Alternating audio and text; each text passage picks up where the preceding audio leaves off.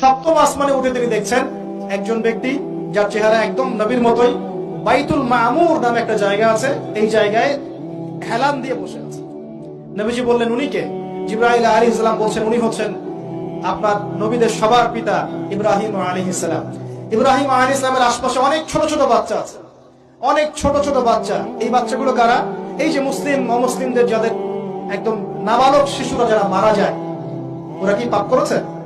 এই নাবালক ছোট ছোট বাচ্চারা যারা মারা যায়, আল্লাহ রাব্বুল আলামিন তাদের রূহটাকে ওখানে রেখেছেন। তারা ওখানে খেলছে, যখনই ওদের পিতা মাতার কথা মনে হয় দৌড় দিয়ে আসে ইব্রাহিম আলাইহিস সালামের কাছে। মনে রাখবেন, বাচ্চাদের সাথে কেন ইব্রাহিম আলাইহিস সালামকে রাখা হয়, এখানে একটা ব্যাখ্যা হতে পারে, আল্লাহু আ'লাম। শিশুদের সাথে থাকতে হলে শিশুর মতো মন থাকতে হয়। বাচ্চাদের সাথে কারা ভালোভাবে মিশতে পারে জানেন? যাদের মনটা বাচ্চাদের মতো, শিশুর মতো সরল হতে হয়, শিশুর মতো হতে হয়, সরল।